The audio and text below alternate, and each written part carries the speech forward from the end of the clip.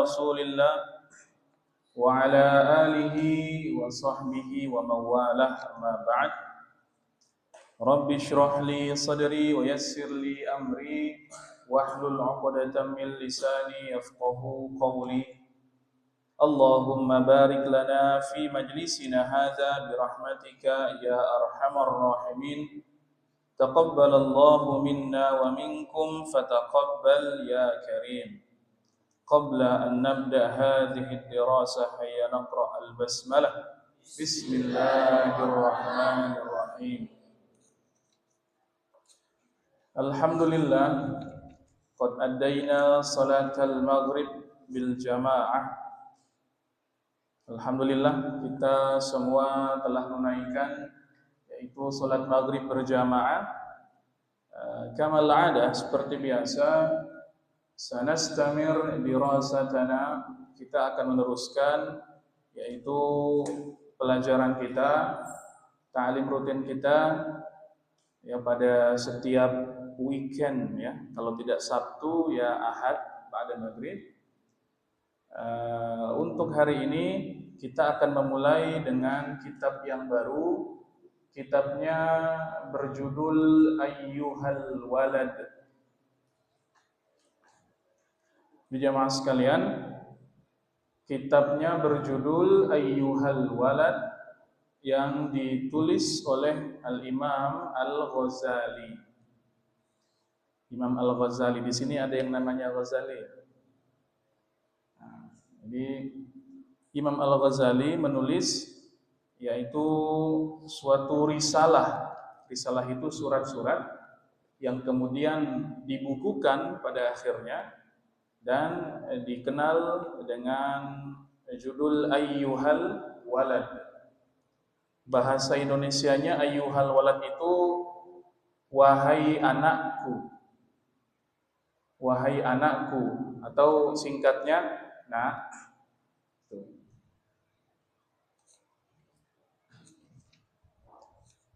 Alhamdulillah pada masa kini kitab Ayyuhal Walad itu sudah diterjemahkan oleh banyak penerbit.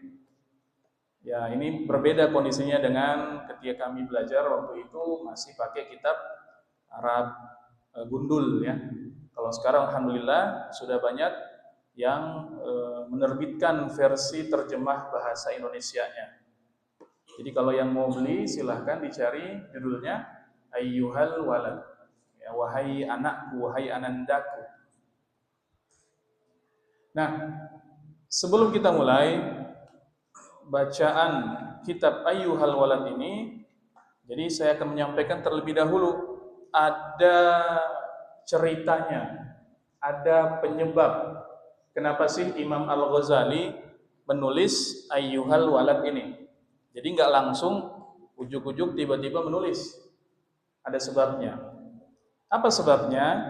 Jadi sebabnya itu diceritakan bahwa ada murid Imam Al-Ghazali.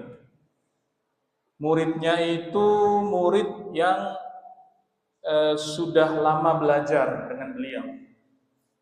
Artinya kalau kita bahasakan dengan bahasa saat ini, ibaratnya itu santri yang sudah lama berguru sama ustadznya, sama kiainya begitu. Ya. Saking lamanya murid tadi berguru dengan Imam Al-Ghazali, ya, sampai-sampai di benak atau di pikiran si murid tadi itu terlintas suatu pikiran. Pikirannya apa? Begini isi pikirannya. Ini saya terjemahkan, saya sampaikan dengan bahasa yang mudah saja. Ini kan saya sudah belajar banyak nih dari Imam Al-Ghazali. Semua hal yang disampaikan oleh Imam Al-Ghazali udah saya dapat, udah saya kuasai. Cuman saya masih bingung. Kira-kira ilmu mana sih yang kira-kira bermanfaat sehingga bisa menjadi bekal buat saya nanti di hari kemudian. Itu isi kepalanya muridnya siapa? Imam Al-Ghazali. Jadi Imam Al-Ghazali punya murid. Muridnya belajar lama sekali. Tapi dengan tujuan itu tadi, supaya bisa menjadi bekal ya di kemudian hari. Sampai-sampai terlintas tuh pikiran seperti itu. Ini ilmu udah banyak nih saya pelajarin. Udah banyak sekali saya pelajari ilmu. Saya dapat ilmu dari Imam Ghazali. Tapi kira-kira yang mana ya yang bisa bermanfaat? Coba. Nah, kita sampai hari ini pernah tidak kepikiran seperti itu? Sekian banyak ilmu yang kita pelajari dari guru-guru kita, pernah nggak kita kepikiran sampai segitu? Nah, itu kisahnya siapa? Murid Imam Al-Ghazali. Akhirnya karena pikiran itu terus berada ya di benaknya, akhirnya beliau nulis surat. Muridnya tadi nulis surat ke siapa? Ke gurunya, yaitu Imam Al-Ghazali. Beliau nulis surat, intinya minta nasihat. Minta nasihat, wahai Imam, saya minta nasihat antum nih.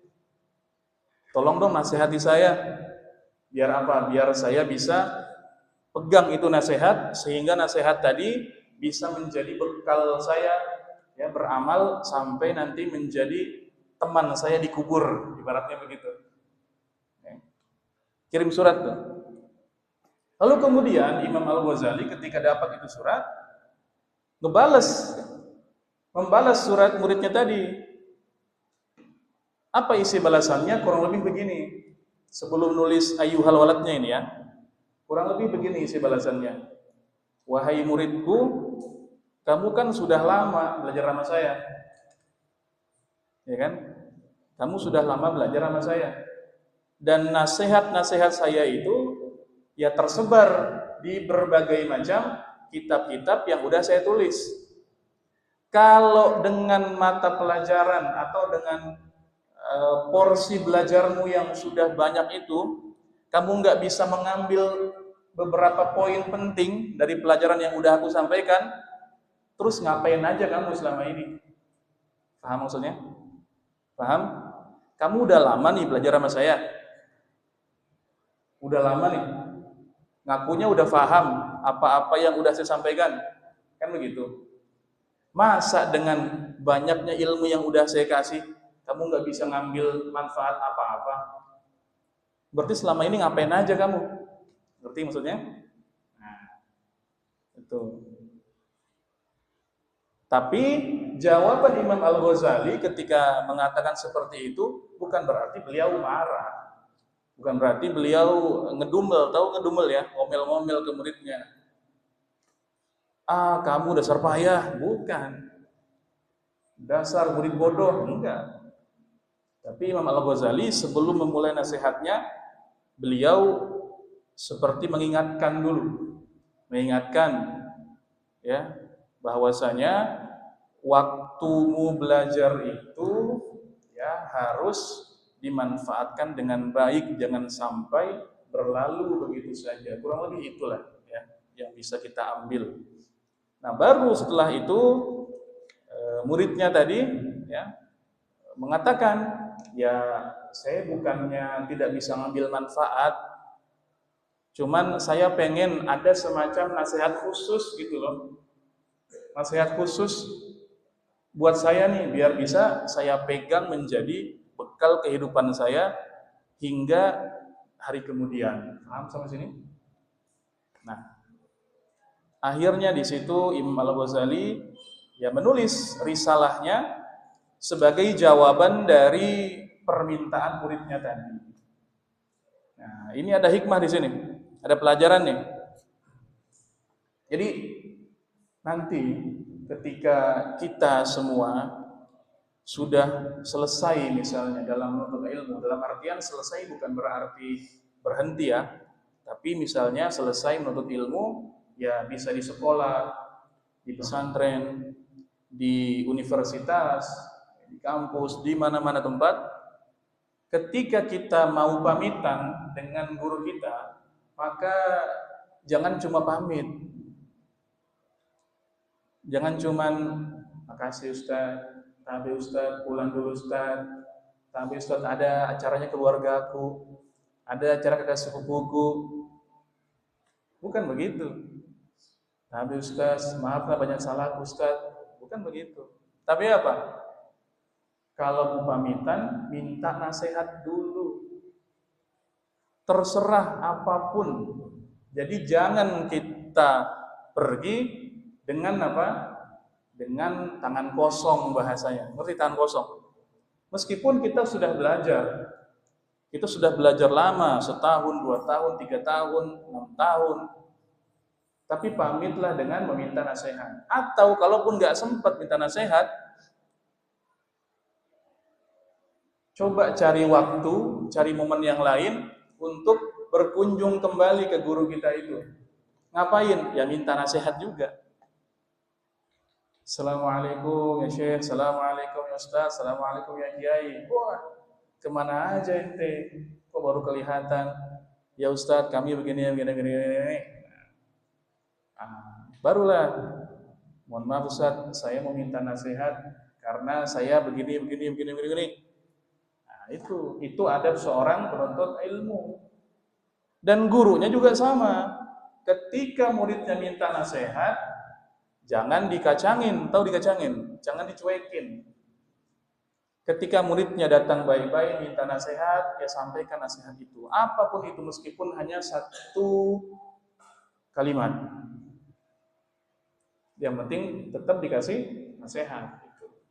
Jadi belum kita baca isi ayyuhal walad ini, baru muqaddimahnya saja kita sudah dapat pelajaran penting. Dan ini berlaku tidak hanya kepada muridnya Imam Ghazali saja. Memang beliau menulis untuk muridnya, tapi manfaatnya itu bisa kita amalkan sampai hari ini. Nanti kita lihat nih, Imam Ghazali bilang begini, wahai anakku, kamu harus begini. Nasihatnya memang hanya untuk muridnya tadi, tapi itu berlaku nggak bagi kita? Berlaku nggak bagi kita? Berlaku. Imam Ghazali bilang, wahai anakku, misalnya nih ya, perbanyaklah amal soleh. Kita boleh nggak perbanyak amal soleh? Boleh?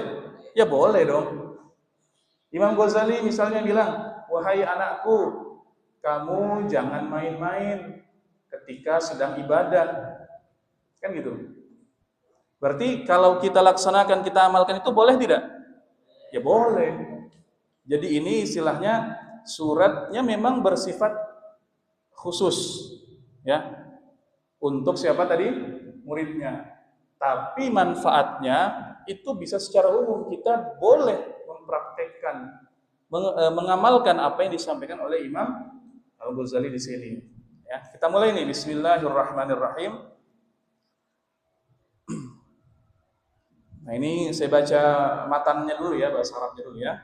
Bismillahirrahmanirrahim.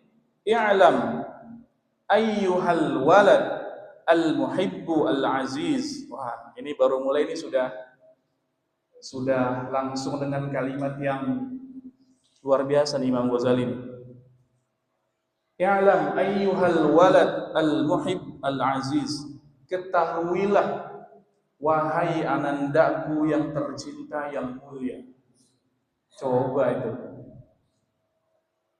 Ini Imam Ghazali ini seorang guru besar, seorang grandmaster ibaratnya. Tapi beliau menunjukkan bahwasanya ketika memanggil muridnya itu, panggillah murid kita itu dengan sebutan yang santun, sebutan yang penuh dengan apa? Penuh dengan apa?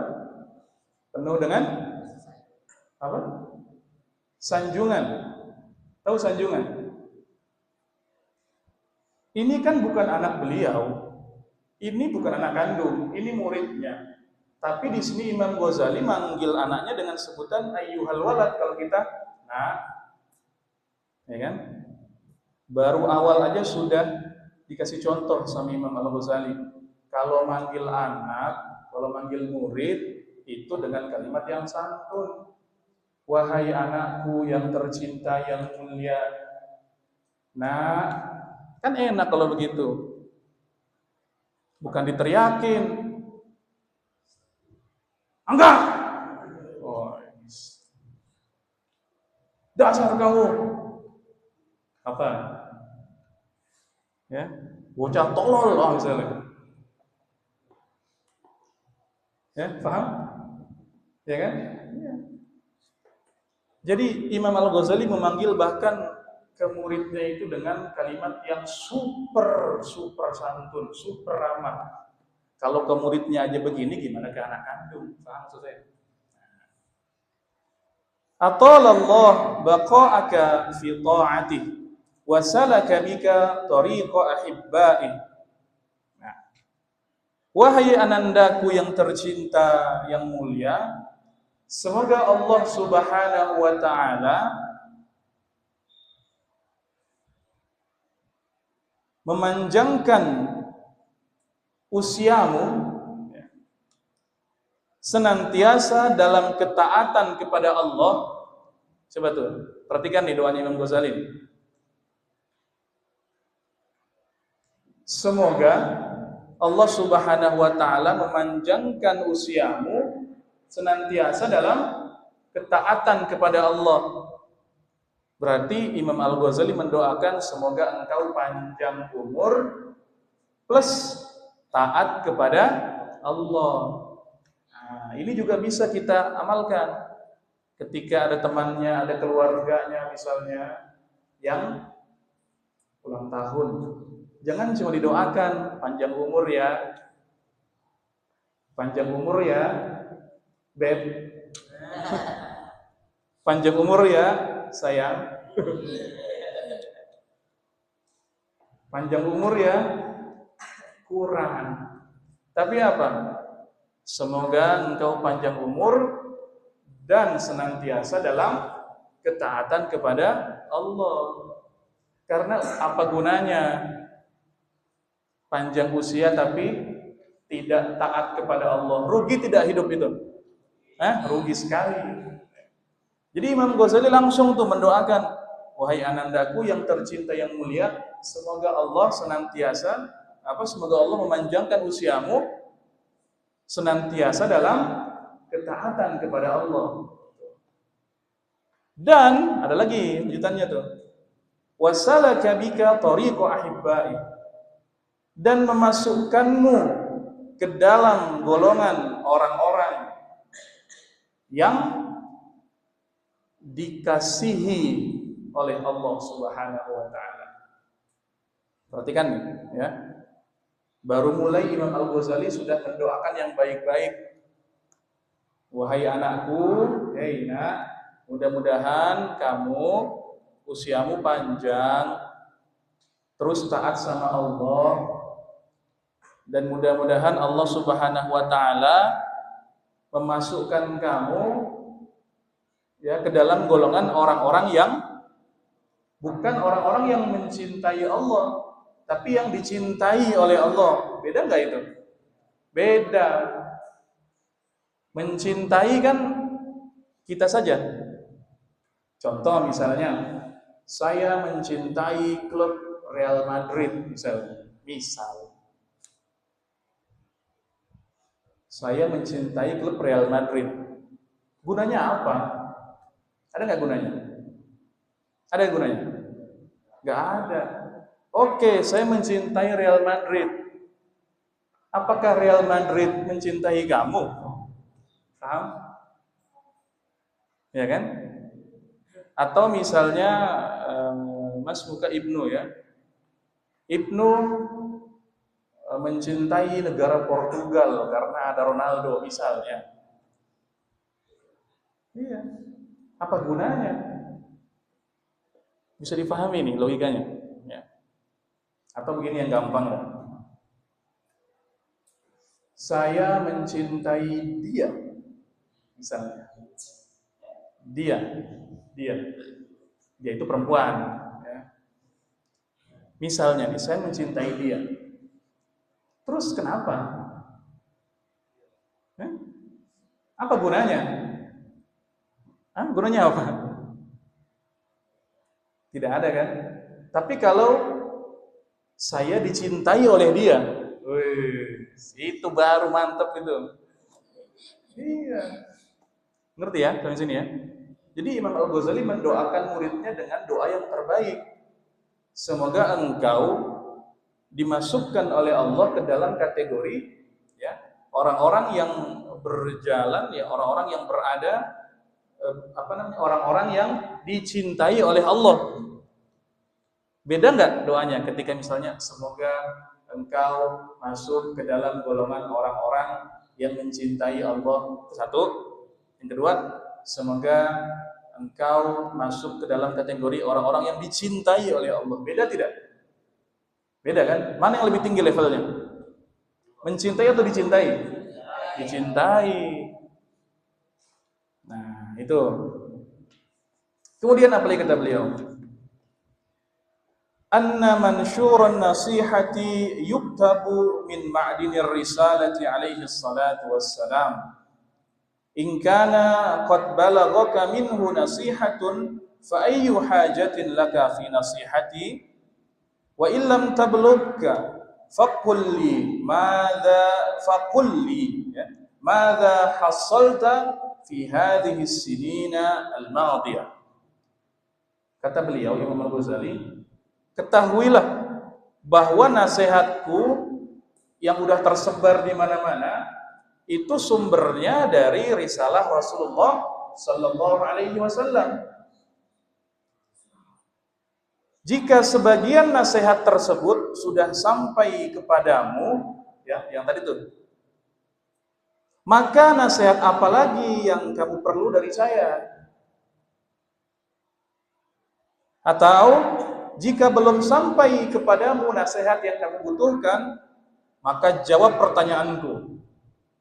Apa yang telah engkau dapatkan pada tahun-tahun yang sebelumnya, atau dalam tanda kurung bahasa gampangnya, lu ngapain aja kemarin sampai-sampai nggak bisa ngambil pelajaran dari apa yang aku sampaikan, kata Imam Ghazali. Paham ya?